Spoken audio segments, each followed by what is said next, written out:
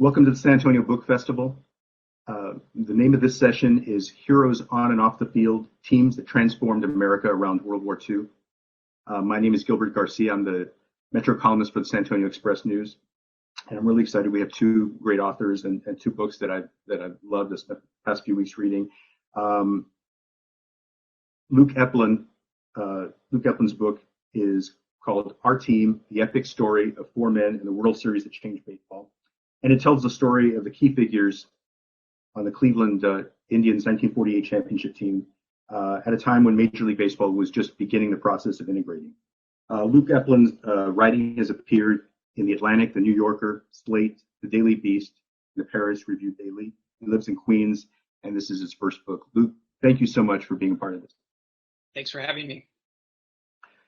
Bradford Pearson's book, The Eagles of Heart Mountain, tells the story of Japanese Americans incarcerated in a Wyoming camp during World War II and the dominant high school football team that formed there. Bradford Pearson is the former features editor of Southwest magazine. He's written for the New York Times, Esquire, Time, and Salon, and he lives in Philadelphia, and this is his first book. Bradford, thank you so much for being a part of this. Thanks so much for having me.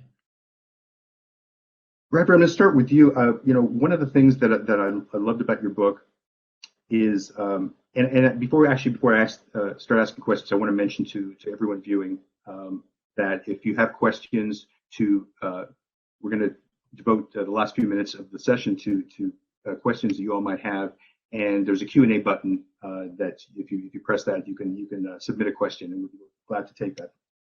Bradford, I was going to say one of the things I love about your book is the historical context that it provides when it comes to the incarceration of Japanese Americans during World War II. It's a story that many of us have heard, but I don't know that I didn't fully understand the history of bigotry towards Japanese Americans in this country, and particularly in California, where many of them were residing. And so when you look at the extreme reaction that the U.S. government had after the bombing of Pearl Harbor and the U.S. entrance into the war, the decision to take Japanese Americans and put them in camps, how much of that, obviously there was a lot of fear and anger surrounding Pearl Harbor, fear of an attack on the Pacific coast, but how much of this extreme reaction do you think was rooted in this sort of this long history of bigotry that we had toward Japanese Americans? Yeah, I think a lot of it was. I think that if you look at the historical record, that Pearl Harbor was kind of just the final event in this long line of discrimination and racism that Japanese and Japanese Americans had faced on the West Coast for decades leading up to Pearl Harbor. So you had, just blatant racism, but then you also had folks along the West Coast. So you had racist organizations like the Native Sons of the Golden West and the American Legion, actually, who were sort of always fighting for the removal of Japanese and Chinese and Koreans and a whole slew of other folks from the West Coast for decades. But then you also had this group of farmers and ranchers who recognized, as the decades wore on leading up to Pearl Harbor, that Japanese Americans had really gained an upper hand in a lot of agricultural pursuits across the West Coast. So they dominated the flower market and the berry market, cantaloupe, asparagus, all these different agricultural endeavors that had once been the total domain of white farmers. And then the Japanese came to the United States and perfected a lot of techniques that really just made them much better farmers than their white colleagues. And so all of these things sort of led to the moment that Pearl Harbor happened. It was sort of the culmination of all of these wishes that a lot of white racists and farmers across the West Coast had been hoping to be able to do for years. And that was to remove Japanese Americans from farms and cities on the West Coast. And Pearl Harbor just kind of allowed them to do that with, sort of the cover of, quote, military necessity. Right. Luke, one of the things that fascinated me about your book was the relationship between Bob Feller, who had been probably the greatest major league pitcher of his generation, and Satchel Paige, who is probably the greatest legend from the Negro Leagues, and I think most people would say was the greatest pitcher in the history of the Negro Leagues. And they had a long history together. They did a lot of barnstorming together during the off season for the major leagues. And in 1948, when Bob Feller's kind of going through some struggles in his career, and Satchel Paige is now is a rookie in his early 40s, and they end up on the same team. What was the relationship like between those two? It was mostly sort of economic in nature. Bob Feller came to the major leagues when he was only 17 years old. He had this sort of mythic origin story that happened where he had an extraordinary ability from an early age. His father raised a portion of his pasture land and built him a baseball diamond right there on the farm. It was basically kind of like a field of dreams. Feller makes the Indians roster at age 17. And in his first ever major league start, he ties the American League records for strikeouts in a game. He becomes this complete sensation and also kind of an avatar of white American sort of values during the Great Depression, this sort of idea that the American dream is still alive if you sort of practice these sort of tried and true values of rugged individualism, self-reliance, pulling yourself up by your bootstraps, etc. But what I think is most interesting about that sort of early season when Feller's 17 is that he comes home to Iowa and a barnstorming tour is coming through. Barnstorming was a thing that was popular before the advent of television, where baseball players at the end of their seasons would sort of take the weather while they could and go across the country playing in cities that didn't get to be able to see Major League Baseball players. And so they could do things that were not done in the major leagues. And one of them was play against rosters of black players. And Satchel Paige is coming right through Iowa at the moment that Feller comes home, and they hook up together in a game when Feller's only 17. Paige is 30 by this point. He is somebody who has already sort of made himself into a mythic figure by this time. He is sort of expert at sort of creating economic opportunities for himself, mainly through barnstorming, leasing his services to clubs that need sort of a boost. And he has excited sort of black fans to this point that wherever he pitches, thousands of people turn out. And so Feller kind of takes note of what these matchups can do. That you have the best white pitcher and the best black pitcher going head to head. Immediately it fills the stands. And so at that time in Major League Baseball, there's no free agency. You're sort of limited with the sort of money that you can make in your contracts. So a huge portion of sort of extracurricular money that you can make is through barnstorming. And Feller, who is also as entrepreneurial minded as Paige, sees in Paige not only sort of a foe that he can match up against and sort of keep the games interesting, but also a gate magnet who can bring in enough fans to swell both of their pockets. And so they kind of create this relationship that is pretty much economic in nature that helps them sort of not only gain awareness of one another, but also fill their pockets. My sense of Feller, and particularly as his career went on, was that he was kind of detached from the rest of the team in some ways. Was that true when Satchel Paige joined the Indians in the middle of the 1948 season? Was he how did he accept him or respond? Bob Feller goes to war in 1942. He joins the day after Pearl Harbor. He doesn't need to go, but he feels sort of a calling to do so. He's 22 years old. He already has 100 wins and 1,000 strikeouts. He has within his sights various major league pitching records that he can go after. But he loses almost 4 seasons to the war, and with that kind of goes the possibility of any sort of records. What he also misses in the war are the paychecks. And he comes back from the war kind of determined if he can't necessarily make up the sort of records that he's going to get, he can make up for the money that he lost. And so he comes back with this very sort of business-minded sort of individual. He becomes the first professional athlete to incorporate himself.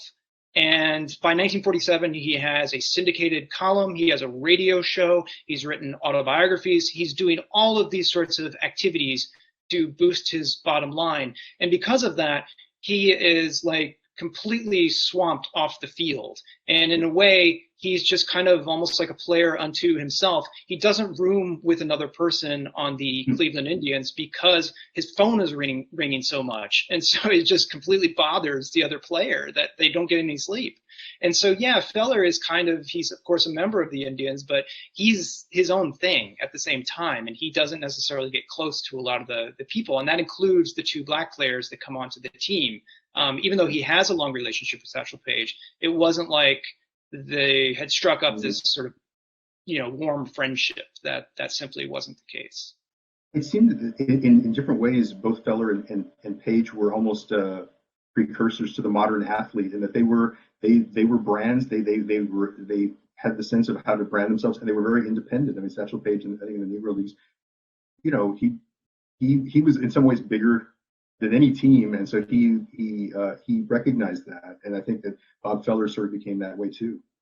I think Page.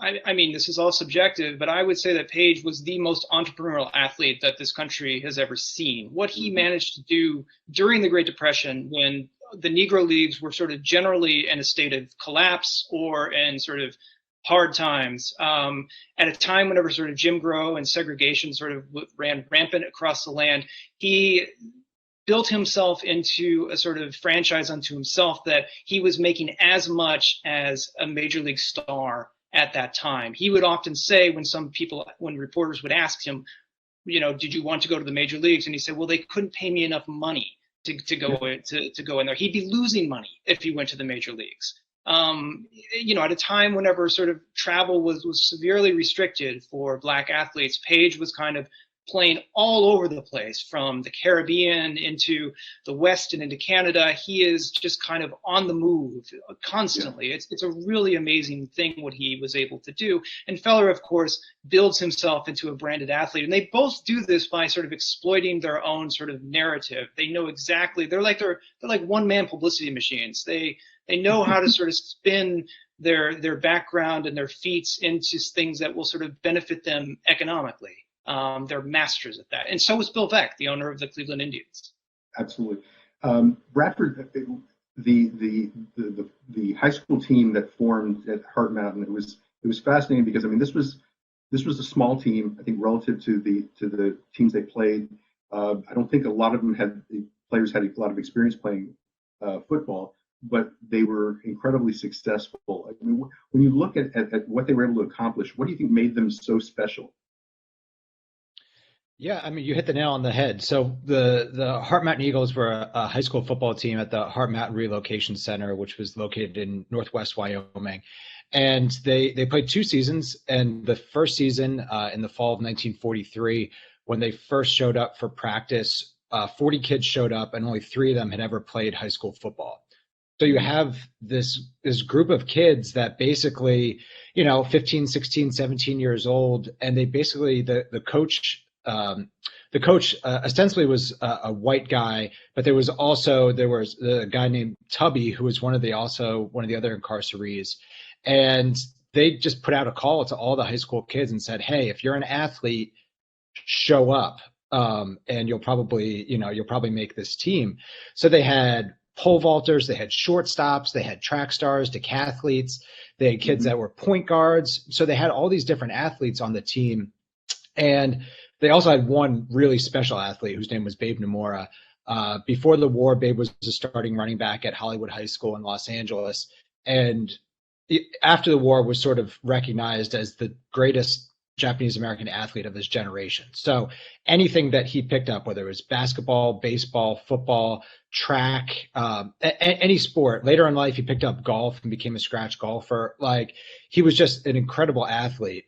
So especially that first season, the Eagles really leaned heavily on Babe, who just sort of played a style of football that these kids in Wyoming and Montana weren't used to.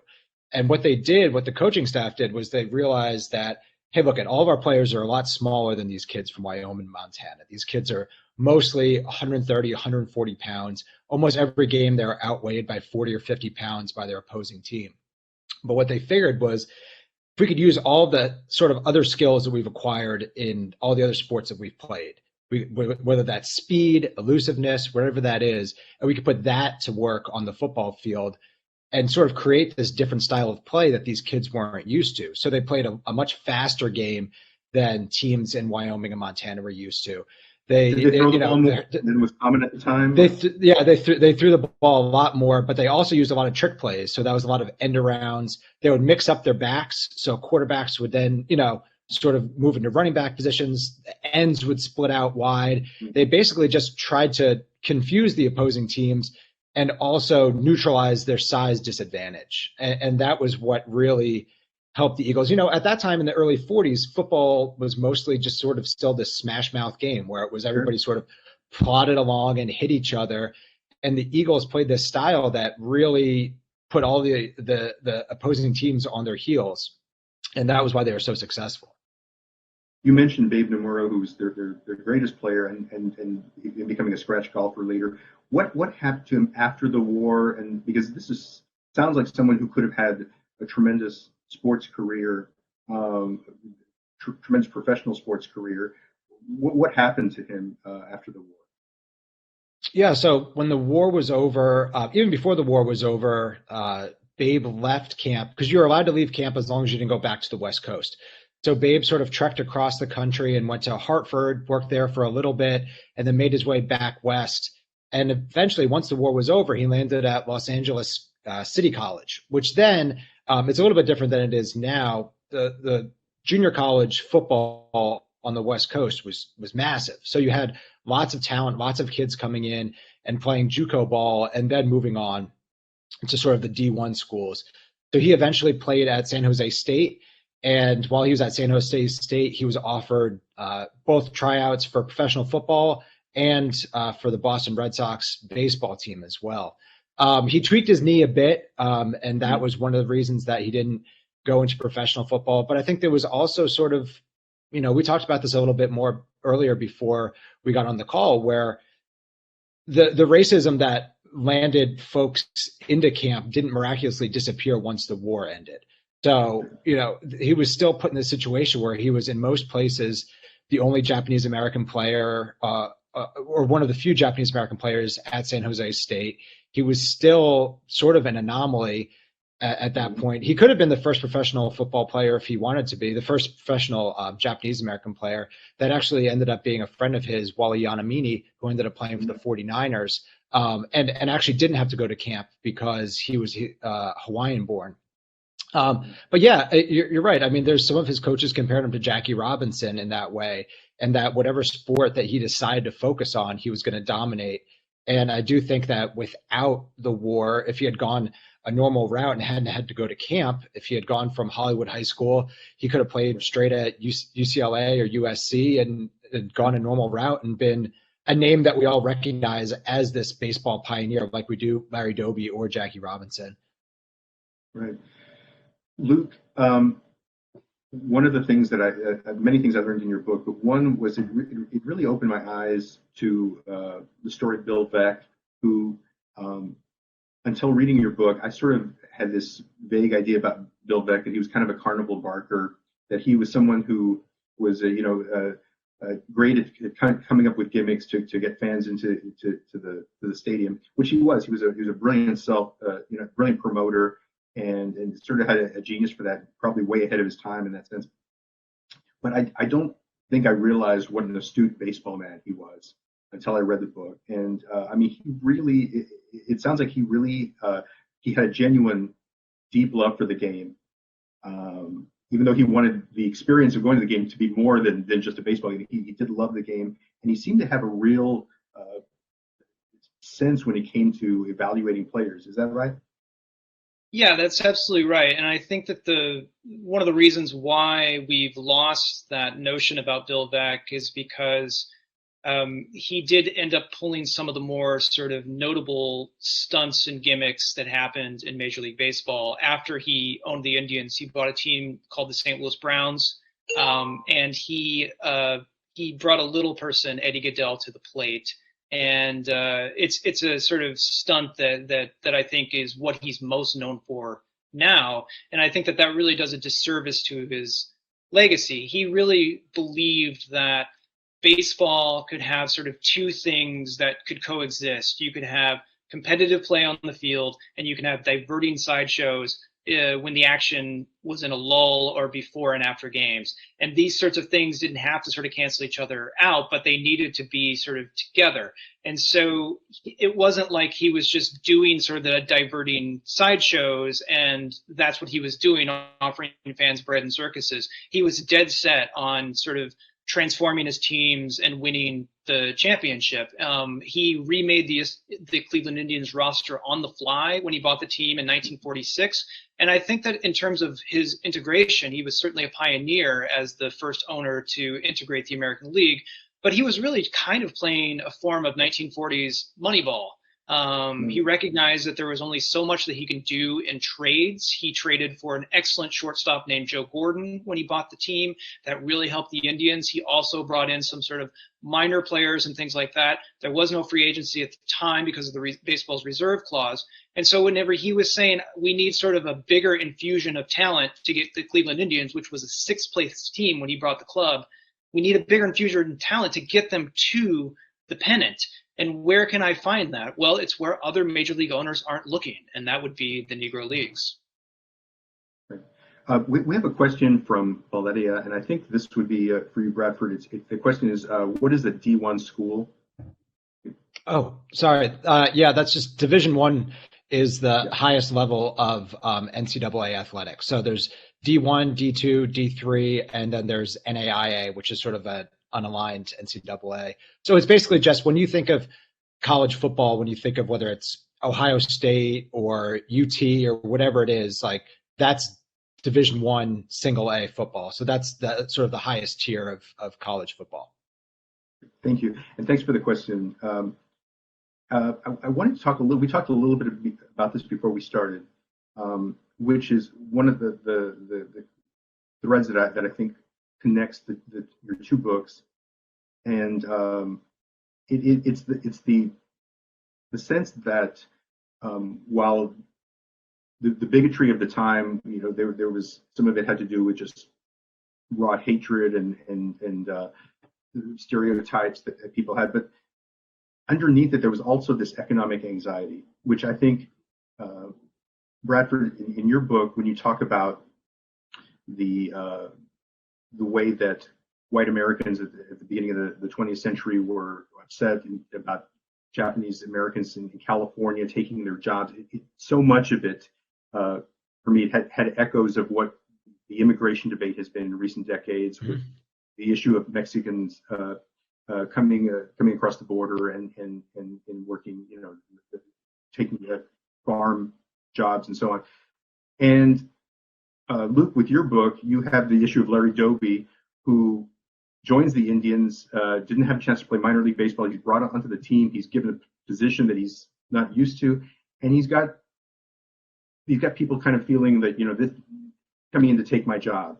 The first baseman on the team, I think, feels that he's coming in to take my job, and there's this deeper fear that other players, black players, are going to be coming in, and the livelihood of white major leaguers is being threatened.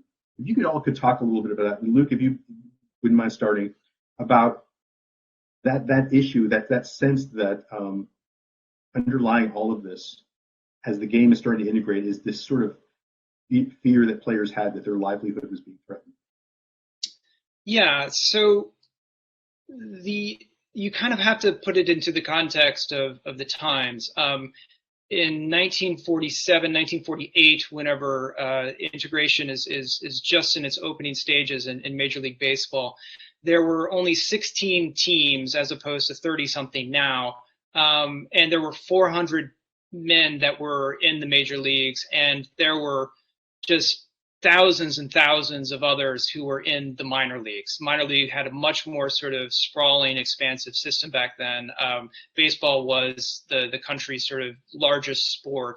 And so the competition to make it onto a major league roster was fierce, and careers were rather short. And so for a player like Bob Feller, who was on the Cleveland Indians, and he was the ace of the pitching staff, he wouldn't have necessarily felt sort of the economic anxiety because he'd established himself on the roster. It was men like Eddie Robinson, who was the first baseman for the Indians in 1947. Eddie Robinson at that time had been in the minors for several years. He went to the war and lost like 2 years. He'd suffered a war injury, which also sort of put his career in slight jeopardy. And so by the time he makes the Indians in 1947, he's 26, and this is it. He's got to sort of stick with the Indians. And throughout that first half of the season in 1947, Eddie Robinson is struggling to sort of lift his batting average above 220. Lou Boudreau, who is the manager of the Indians at the time, tells him that you're going to be our first baseman. We're going to see what we can do. And then suddenly, in the middle of the season, Larry Dobby, who is a player from the Negro Leagues, from the Newark Eagles, joins the Indians almost overnight. Jackie Robinson had sort of a longer period to get into Major League Baseball. He was signed, he got sent down to the minors, he played a year of minor league baseball where he really established himself, and then he was brought up to the Brooklyn Dodgers in 1947. So people could see that, okay, he excelled in minor league baseball, and then he kind of excels pretty quickly after he gets onto the Dodgers. Larry Dobby does not go to the minor leagues. He catches a train in Newark, goes to Chicago where the Indians are playing, and is suddenly on the Indians.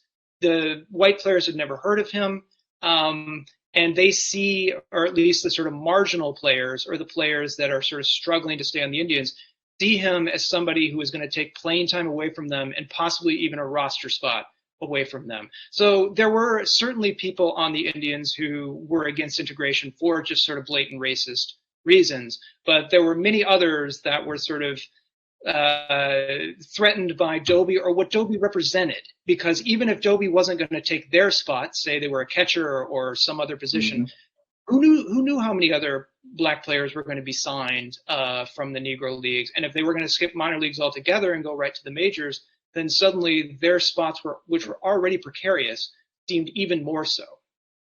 And it's such a kind of schizophrenic situation because this is a teammate of yours. It's in your team's interest for him to be successful, but him being successful, as you said, for many of these players, that probably meant that there were going to be other black players coming in and that the game was going to change in ways that they possibly weren't ready for. Bradford, as I understand it, when Hart Mountain played games, the other teams had to come to the camp to play them there. Is that right? And yeah, that's true. How did the kids on the other teams, how did they treat the Hart Mountain players, or what was there a lot of interaction between them beyond just the game itself? How were they treated? Were they subjected to bigotry as Japanese Americans? Yeah, I mean, I think the worst bigotry that the folks faced while they were in camp came from the camp administration itself. I tried really hard to find folks from these opposing teams that came into camp and find accounts of this, and there was very few sort of accounts of racism from the players or from opposing coaches, but there were some sort of hidden things that you would see in newspaper accounts where they would call, saying that the refs let the game get a little too rough, that the opposing teams would not be getting called for penalties that maybe should have gotten called for, dangerous plays or whatever that may be. But, also the thing is that you have to remember is because all the games had to be played at Hart Mountain, these players from these opposing all-white high schools had 5,000 Japanese Americans lining the field at every game. So you had all this, just thousands and thousands of people. So I don't know if they would have necessarily gotten away with any sort of overt racism. But like I said at the top, most of this came down from the camp administration and from the federal government. So you had, as soon as the camps opened, they weren't allowed to have Japanese language material, so Japanese records. Certain parts of Japanese life were Japanese and Japanese American life culturally, where they were basically tried to be removed from everything in the camp. So, whether that was language or religion, eventually they sort of loosened that up once they realized that they'd have a real problem on their hands if they didn't allow some level of self-government and a little bit of if they relaxed the rules, that everybody in the camp would probably behave a little bit better once they were able to sort of establish their own family customs and cultural customs. But really, that racism came from the top down. But also, the neighboring towns of Cody and Powell, Wyoming, there were signs hung in barbershops that said, no Japanese allowed here. The city councils would make racist laws not allowing folks to vote or stay in the state afterwards. None of the governors only one governor on the West Coast, a man named Ralph Carr in Colorado, was even welcome to the idea of Japanese Americans coming there during camp. So it's, the racism was pervasive. And from the most point, it really came down from the top, basically all the way from Roosevelt through the rest of the federal government. We have a question from Peter, who's asking, and this is a question for you, Luke, asking if the off-season barnstorming that we've talked about, if this ever involved the Mexican League. Yeah, it did. In fact, in 1947, Bob Feller arranged a tour that went through the south of the United States. And because the sort of Jim Crow laws were a lot tougher down there, these were games that Feller played against rosters of white teams. Went over to California, where he hooked up with Satchel Paige again, played in a couple of games. Then he took his tour down south and played against teams in the Mexican League. Satchel Paige was no stranger to the Mexican League either. He pitched down there several times, most notably in, I believe, 1939 or 40. I can't remember the exact year. He was in Mexico and strained his pitching arm to the extent where it looked like his career might be over. So Paige was certainly a veteran of the Mexican League as well.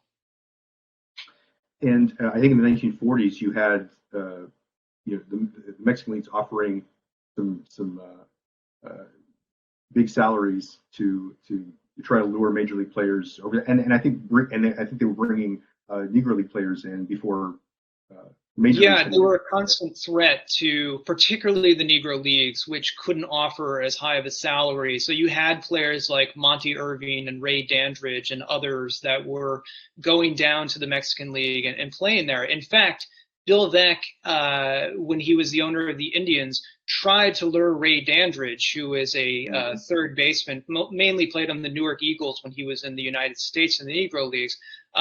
He tried to lure him from the Mexican League to play for the Cleveland Indians, but Dandridge had a contract that paid him not a substantial amount of money, and they were providing him with lodging and accommodations down in Mexico. And so Dandridge decided that he didn't know if he would make the Indians. It was kind of a gamble on his part, and he could jeopardize the sort of good deal that he had in the Mexican League. So he chose to stay in the Mexican League rather than see what he could do on the Indians. Luke, I wanted to ask you about a really interesting story in your book, which I think Bill Veeck mentioned this in his autobiography, which is the story of him having an interest in buying the Philadelphia Phillies in 1942. And wanting to bring in black players at that time, this is 5 years before Jackie Robinson entered the major leagues. And it sounded like the deal ultimately was blocked by the commissioner at the time, Kennesaw Mountain Landis, although I think it's somewhat murky what actually happened. How do you think what do you think the impact would have been? How do you think people would have responded? This was a few years before it happened, and obviously there was resistance to the integration of baseball when it did happen. What do you think the impact would have been if Bill Veeck had been able to do that? Bill Veeck grew up in Chicago. His dad was the president of the Chicago Cubs. He grew up at the right place at the right time. He learned baseball from a very early age, so he had a leg up on pretty much everyone else. But he also was in Chicago during the time whenever it was really the sort of nerve center of the Negro Leagues. It's where the East-West All-Star game in the Negro Leagues happened. They had some great teams there, and Bill Veeck grew up going to these games as a boy and a young man. And so he knew the sort of talents and skills of Negro League players more so than a lot of other executives at the time. In fact, when he went to Cleveland, one writer said that he marveled not only that Beck knew who most of these Negro League players were, but he could say what position they played, certain things that they'd done in their career. He really sort of knew the power of the players that were in this league, much more so than other people. He bought a minor league team, the Milwaukee Brewers, and in 1942, when he was the owner of the Brewers, the Philadelphia Phillies, which were just kind of a doormat team at that time, was coming onto the market. This was at a time whenever the Major League was losing players to the draft. Bob Feller had already gone, lots of other players, and so they were sort of short on talent. And Beck just decided, hey, if I'm going to buy the Philadelphia Phillies, I'm just going to stock it with Negro League players, Satchel Paige, Josh Gibson, whatever, and just rock it past the other teams and take the pennant. He did tell the commissioner that, and the commissioner seemingly blocked it. It's kind of a story that's become a legend. Some people have even questioned whether Beck was actually going to do this. Some people thought that Beck, in his sort of tendency to tell very entertaining stories, might have sort of embellished his role in doing this. But it is kind of similar to what he did on the Indians. Like, I think that if the Dodgers hadn't integrated, Beck was going to do it. And so it would have been interesting to see what would have happened, because, as you know, Beck was also somebody who was known for these sort of wild promotions, giving away livestock, doing things like this. And there was always sort of a danger that if Bill Beck was the first one to integrate, people would have thought, oh, this is just another one of his stunts. It would have had a different sort of cadence. And it also would have been interesting because he sort of planned on integrating with a bunch of players from the Black Leagues rather than just sort of Jackie Robinson coming up as the first. So it certainly would have sort of changed the trajectory of how we thought about integration happening. But it just kind of goes to show that even though we sort of think about Jackie Robinson as sort of being I mean, rightfully so, as being the trailblazing pioneer and all that sort of stuff, there were sort of alternate sort of integration plots and storylines that were happening simultaneously. How would it have affected Satchel Paige's legacy? Because I mean, he's a mythic figure anyway, but and certainly even if he had joined the major leagues, say in 1943 rather than 1948, I mean, he was still kind of up in years for a player at that point. But he would have been he would have had more time to show what he could do at the major league level. I mean, do you think it would have changed the perception of him, or is he such a mythic figure anyway that regardless of how much he was able to do in the major leagues, he's appreciated anyway? It's hard to know. If you sort of look back through the newspapers in the 30s, whenever he's really established himself that as a name not only known to Black fans, but increasingly to white fans. He's getting written up in the Saturday Evening Post and Time magazine in places that don't even pay attention to the Negro Leagues or don't give them the time of day. Paige is crossing over that line. And even major leaguers that often thought that, Negro League players were sort of entertaining, but they didn't combine the sort of complete package of a major leaguer, really just had to, they couldn't say that about Paige. There were so many people that said, yeah, but Satchel Paige. It's hard to know, because I mean, he really, as I said earlier, he really did such a great job of sort of utilizing his own sort of talents, skills, and also sort of publicity to turn himself into almost like a folkloric, larger than life figure. And of course, then once he does come into the majors at age 42, I mean, I think that people forget how dangerous that could have been for his narrative. If he comes in at 42 and completely falls on his face, and understandably so, he's much older than a ball player normally is. Most people are retired by 42. That could affect his legacy. They could have said, well, he wasn't a major leaguer after all. But he comes in and he kind of sets the league on fire. I mean, it's sort of like Feller has a storybook story very early in his career when he kind of comes from the cornfields of Iowa. Paige's storybook story for the major league comes much later in his career, but it's equally as sort of amazing and sort of like, wow, he's doing all this at age 42. Like, imagine what he could have done at age 22.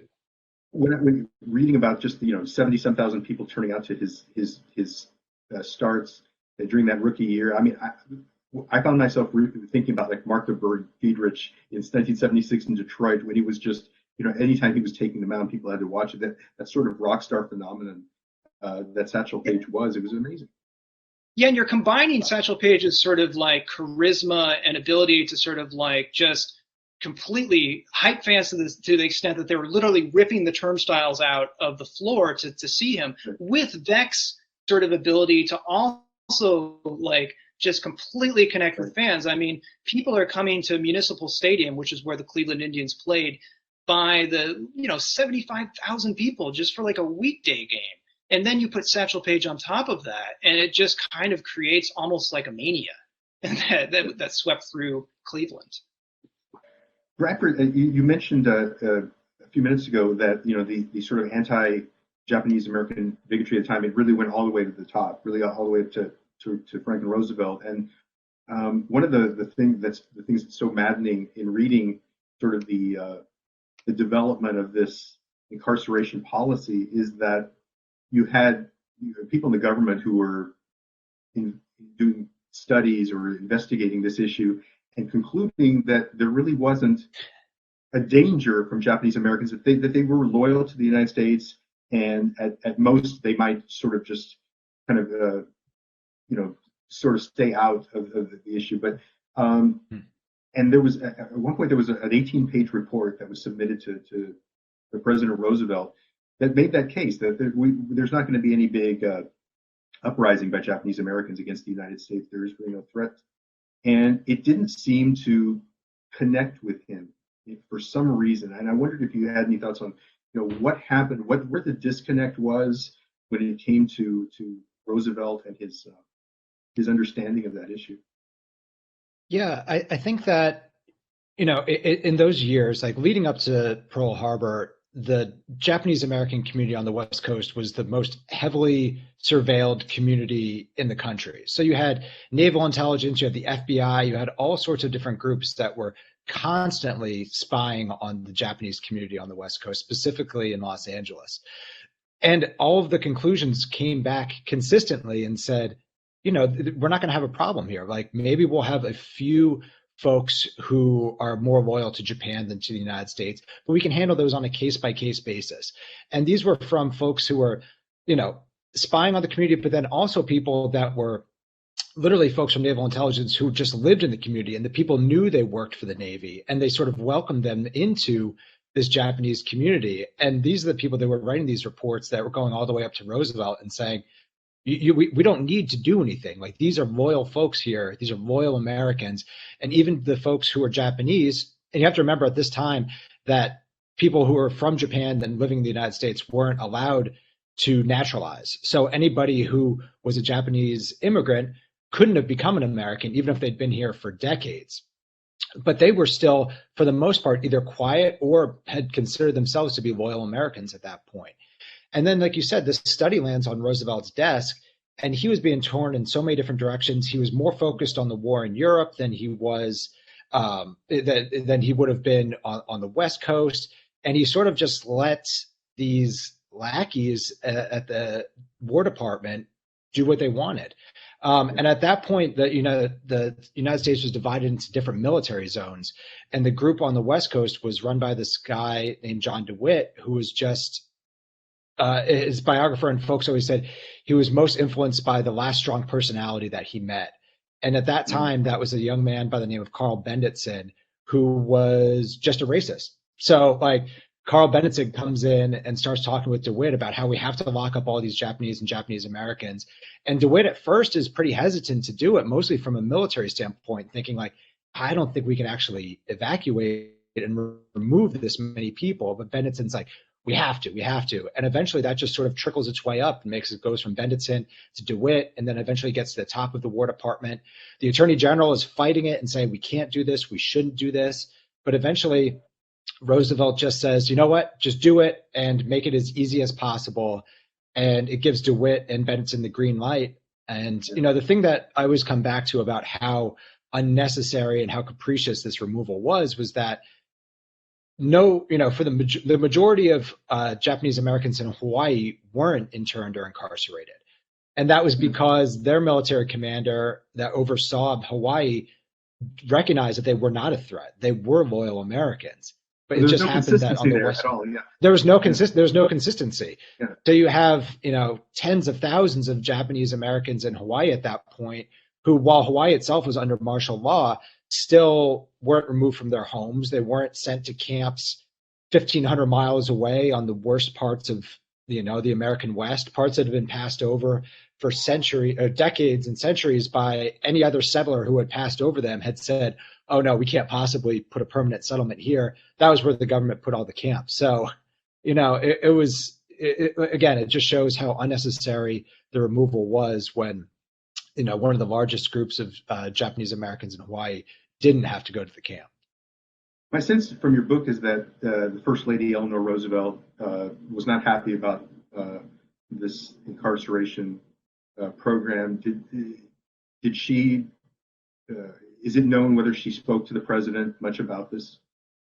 She did, and she vocalized her opposition to it leading up to it. So there's right after Pearl Harbor, she gives this speech in New York City that says we're all Americans. Everyone should treat our Japanese American neighbors as we would any other neighbor.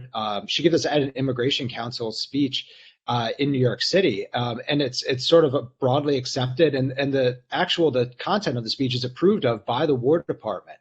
And afterwards, everything just sort of slips and slides pretty quickly.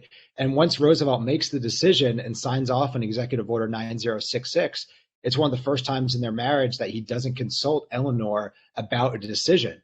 And it really broke their marriage. Eleanor Roosevelt's biographer has said that was the moment that their marriage never recovered from. From that point on, she always looked at him a little bit more suspiciously because at one point, they had this mutually beneficial marriage from a political expedient standpoint, in that Eleanor Roosevelt was really one of his main, sources. He would bounce ideas off of her, and he took her opinion seriously. And I think that by not consulting her on this, he knew deep down what he was doing she would disapprove of, and what he was doing was wrong. And eventually Eleanor sort of forces Roosevelt's hand and says, okay, you've done this. Now at least let me go visit these camps. She had a really extreme position at one point where she wanted a Japanese American family to live in the White House with the Roosevelts. Mm-hmm. And that was shot down. But eventually she visits the Gila River camp in Arizona and reports back and really becomes a voice for Japanese Americans in the United States at that point, in terms of saying we need to make sure that we treat Japanese Americans with respect and we treat them as our neighbors. And she becomes a real source of inspiration and power for the Japanese American community. Another thread that runs through both of your books is the toll that World War II had on the country, and Bradford, obviously, that's a big part of the story you tell about what Japanese Americans experienced. Luke, in your book, you talk about Bill Beck going to war and having a foot infection, which ultimately ended up causing him to have a part of his leg amputated. You have Larry Dobby being subjected to bigotry and segregation while he was serving. And as you mentioned earlier, Bob Feller, who was looked upon as someone who was possibly was going to break all the records, loses close to 4 years of his prime, which I think alters the way he sort of views his career. You could talk a little bit about the impact that the war had, and how I think another great story, I think it was Gene Bearden, who was a knuckleball pitcher who had suffered a fractured skull, and I think he injured his kneecap. I mean, severe injury in the war, and then had to kind of readjust coming out of it. You could talk a little bit about the impact that the war had on this generation of players and the 1948 Indians team. It really alters the lives of so many different individuals, and it sort of hits them all differently. As you said, Bob Feller loses quite a few years to the war. He very sort of nobly, when he goes into the war, he's put into promotional capacity, which is how a lot of baseball players at that time were put in there. They were used to sort of sell war bonds. They would go around and sort of play baseball games, or they were sent out to the South Pacific, where they would also play games on sort of little islands to sort of entertain troops and things like that. And Feller could have easily just kind of stayed in that capacity, but he did not want that. He volunteered to go onto a battleship, and he ended up seeing some very heavy fighting in the South Pacific, and he was quite lucky that he made it out alive. And when he comes back, he has a much sort of a tougher mentality, and he's sort of more money motivated, but he's also just, I think he says at one point that he realized that baseball is just a game. And so it sort of puts everything into perspective. I think Larry Doby's experience in the war is some of the more one of the more sort of interesting things. He grows up in South Carolina. He moves to Paterson, New Jersey, and he's one of the few black students at the high school there in Paterson, East Side High, and he becomes a huge sports star there. He's so popular in high school that the town convenes a testimonial dinner in his honor when he's a senior, where they write poems about him. Music is composed about him. He's very, I mean, he obviously is dealing with sort of racism in various ways in athletics and things like that, but he's also feels pretty accepted there. When he goes to the war, he gets on a train in Newark, and there are white troops and black troops that are recruited into the Navy along with him, and they're all together on the train. And he's looking around the train, and he's seeing that people that he recognizes, people that he went to high school with, people that he played with, and he's thinking to himself, well, we're all going to the same place. We're all going to fight in the same war. We're in this together.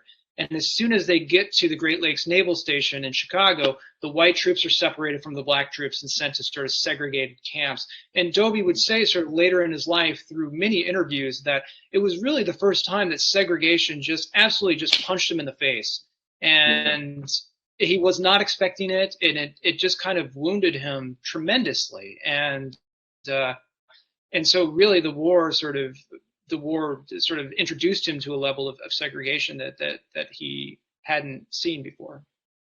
And one of the things that your book does, it really shines a light on Larry Dobie, who I think is an underappreciated figure in American sports. I mean, he was a tremendous baseball player and the first black player in the American League, and the second overall in Major League Baseball. And I think, as you point out, I mean, he was subjected to probably the same level of discrimination that Jackie Robinson suffered, but didn't maybe get the credit for what he accomplished that Jackie Robinson did. Could you just talk a little bit about the legacy of Larry Dobie and what an important figure he was? Yeah, he comes in to the American League 11 weeks after Jackie Robinson had integrated the Brooklyn Dodgers. So Jackie Robinson's in April 1947, Larry Dobie's in July of 1947. Jackie Robinson, as the sort of first and the pioneer, is undergoing sort of a high level of media scrutiny at pretty much all times. And he's also playing in New York City, which is the media capital of the country. And so it's a very different experience than Larry Dobie, who is in Cleveland. He is unknown. Jackie Robinson had been a football star at UCLA. He is somebody that people knew. His name was resonant with sports fans across the country. Larry Dobie was completely unknown. He's in Cleveland. He really, really struggles at first in 1947. And so he is sort of playing a little bit more sort of anonymously. And as Dobie says in interviews, he was facing as much sort of racism and discrimination as Jackie Robinson, but it might have been slightly underreported at that time. The fact that Dobie comes in and really struggles, and then in 1948 has this really incredible turnaround. He looks like he's nowhere near major league material in 1947. And in 1948, he turns into an indispensable star that finally takes the Cleveland Indians to the World Series. I mean, he really showed what could happen if a white team and a white owner sort of bring in a player from the Negro Leagues and give him patience and time and sort of ability to acclimate and to sort of find his bearings in this league. And he showed what could happen. I mean, the Indians would not have won the World Series. They wouldn't even have made the World Series in 1948 if it wasn't for Dobby. And people said that several times during that season. And so he provided sort of a blueprint that other owners could follow. And I mean, the epilogue of my book says that it is kind of a shame that other owners didn't take that lesson at the time. But yeah, it's as remarkable of a story as the one as Jackie Robinson's or any others, but unfortunately, it's been a little lost. We have a couple of minutes left. We're running out of time, but we have a couple of questions from Quentin and Valeria that I think are pretty similar. Quentin asks, "What are the overall life lessons you're conveying in your books?" And Valeria asks, "Why'd you write these books now? What motivated you to pursue these topics?" So, Bradford, if you could just talk first about, again, we've only got a couple of minutes. I apologize for that, but if you just talk a little bit about what you thought was the big theme, or what made you want to write this book. Yeah, I think that part of the main reason I wanted to write this book was when I first found the story, I realized just how little I knew about Japanese American incarceration. I grew up in New York. I actually grew up in Hyde Park, New York, which is FDR's hometown. And I knew very little about this. So when I started learning about that and the Eagles, I just thought to myself, if I don't know this as someone who, has studied history in college, the average American, there's no chance that they know more than, a few sentences about this. So for me, it was like, I kind of wanted to correct the record a little bit and say, like, here's this huge portion of American history that we spend maybe a lesson on in high school. And I wanted to find a way to teach that in a way that I kind of view this book as a Trojan horse, right? Like, if I can convince people to pick up a book about football and World War II, I can actually make it a book about racism and Japanese American life and xenophobia and all these things that kind of led to the Eagles team existing.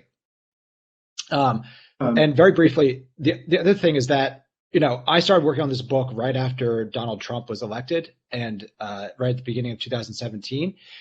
So for me, it was a kind of thing where you saw an ability here for history to repeat itself in some ways. And whenever I was working on the book and I would tell people what I was working on, they would say, "Oh, that's so relevant right now." And but the thing is, I would say, "Oh yeah, I would agree." And then, but what they would compare it to changed over the course of the years that I was writing it and promoting it. So at first it would be about family separation, or it would be about the Muslim ban. And then everything slowly changed. And then it was like, the book came out the day before, my book came out the day before the insurrection on the Capitol. So then I started thinking about how much disinformation led to the incarceration of 120,000 Japanese Americans. And that same sort of disinformation led people to thinking that this election was completely fraudulent. So there were all these different things that over the course of the past couple of years that I've seen pop up that does sort of make you think, like, these sort of issues are still incredibly relevant in the United States today, especially when you look at all the anti-Asian violence in the United States. So for me, it was trying to correct the historic record a little bit. And then, just the last couple of years have made this book unfortunately relevant. Luke, we've just got a minute left. What drew you to telling the story of the 1948 Cleveland Indians? Okay, very briefly, it's very similar to Bradford's explanation. I grew up around St. Louis. Bill Veeck was the owner of the St. Louis Browns during the time when my grandpa was a fan of the Browns. So there was a little bit of a personal connection there with Veeck, and so I really was taken by Veeck as a character, and I wanted to write about his period on the Browns. But then whenever I started looking into his background and noticing the Indians, I thought that this was a much more significant sort of thing, and particularly because I didn't know anything about the integration of the second team in Major League Baseball. And I kept seeing these four names with Larry Doby, Satchel Paige, Bob Feller, Bill Veeck, and noticing how they each sort of represented different facets of the integration experience that was happening at the time. And again, it struck me as such an exciting story that I was taken by it. Well, Luke Epplin, Bradford Pearson, thank you so much for being a part of this session. And for everyone viewing, thank you. And I encourage you all to click on the buy book button. These are both wonderful books, and you'll learn a lot. I did. And so again, thank you all for viewing, and hope you enjoyed the rest of the book festival. Take care. Thanks for having me. Thanks.